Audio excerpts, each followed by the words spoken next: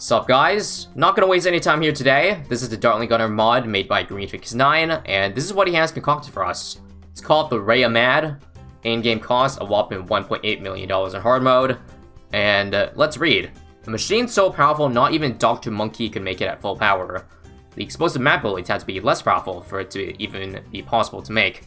Okay, so they're saying that it's not even the full potential that this Paragon can possibly be. Well, let's check it out. I'm gonna put it in this spot, because I think that's where I generally put the Dartling gun if I want to survive the longest. And there we go. Degree 1. And we're gonna try degree 100 later. I also started the round at 175, because I got a feeling since it costs this much money, it's probably going to last a long time. So I might as well just skip all the stuff that it would clearly beat. And let's just take a look and see if I made a right choice on this round. Or, in fact, I think I might have even underestimated the power of it, considering it just wiped me out 175 right here. Like, the fact that, yeah, bads aren't even turning the first bend. I'm definitely underestimating this. I am also noticing that some loot is sneaking through.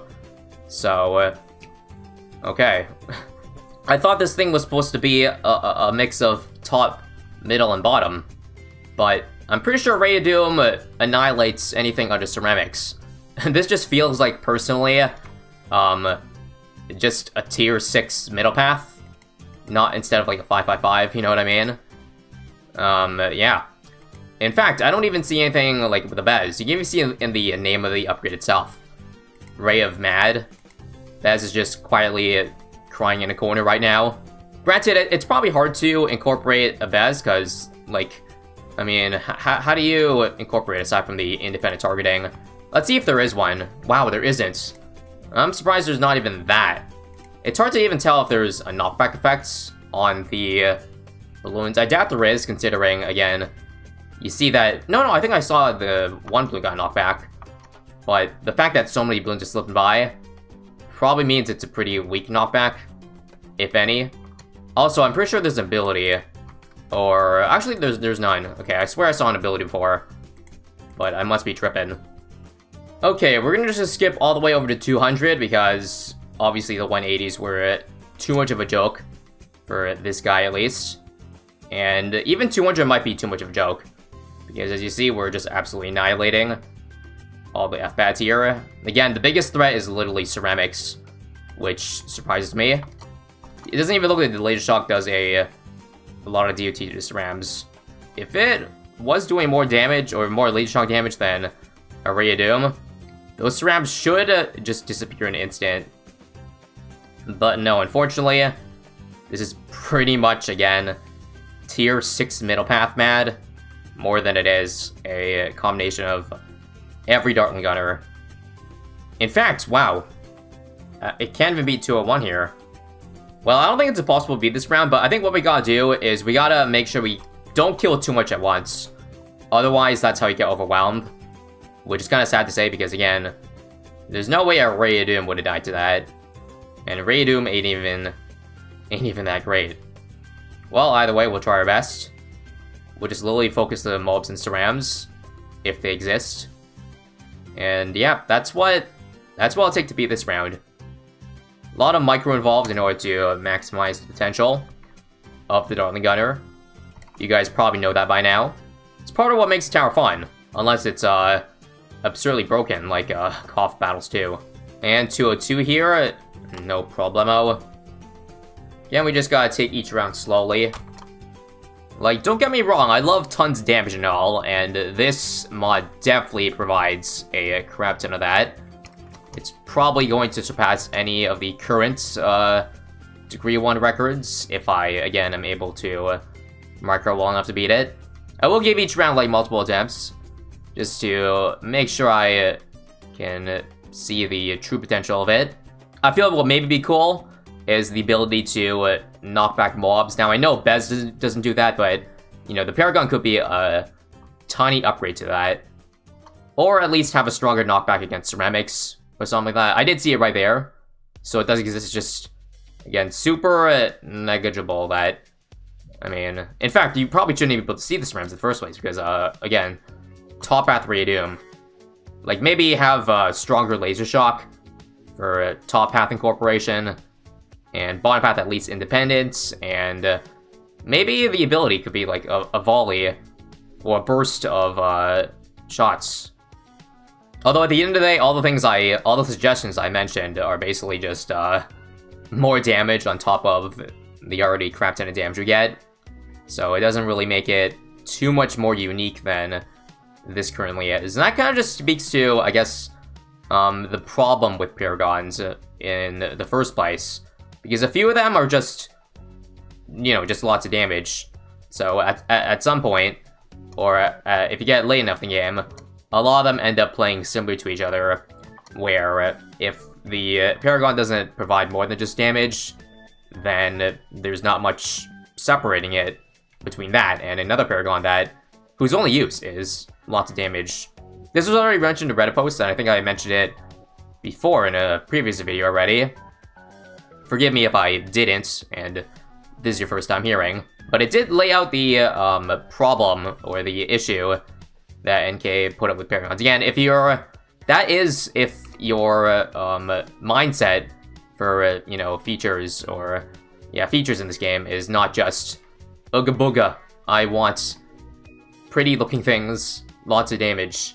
I'm less like that and more of like I don't know, looking for more unique things in the game, because, you know, I like it when they release unique maps like Cargo, Workshop, etc. Those are fun as hell to play.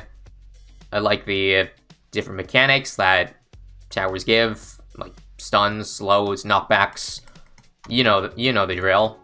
Not to say I wasn't excited when, you know, Dartling Gun came out, because, you know, that basically is just a full damage tower. It does have some uniqueness, though, in that, you know, the fact that it follows your mouse, so it allows you to target in a way other towers can't, which does make it pretty cool. Also, I think I'm dead this round, unless I can pull off a miracle. JK, we don't need a miracle. That round was actually pretty easy. But yeah, as I was saying earlier, I feel like some Paragons, or some towers will lose their identity when they eventually get Paragons, because, like, for example, well, currently out of the existing Paragons, just one of them is straight up damage. You at least have Boomerang for the epic knockback. Well, I don't want to say epic. In fact, that's the only utility it provides. Other than that, it's just straight damage. Ninja is mostly the same, except it does have that slowdown effect, which I guess, permanent tap, I mean, which I guess is something. I'm probably being a little too picky there, but if we just look at stuff that, again, is just raw damage, then currently we have that Dart Monkey, which makes sense because all the other upgrades that come with it, or before it, are no utility, straight damage. I kind of feel that Dartling Gun will end up being the same. But again, there are some ways, I guess, to make it more unique than just straight damage as a Paragon. Because, like, with the Dart Monkey, I guess they could have had an ability, some sort of fan club ability to incorporate that path more. Again, don't mind me just rambling. I bet when the eventual Dartling Paragon comes out, which probably won't be in a while, since this is the last tower that they put out.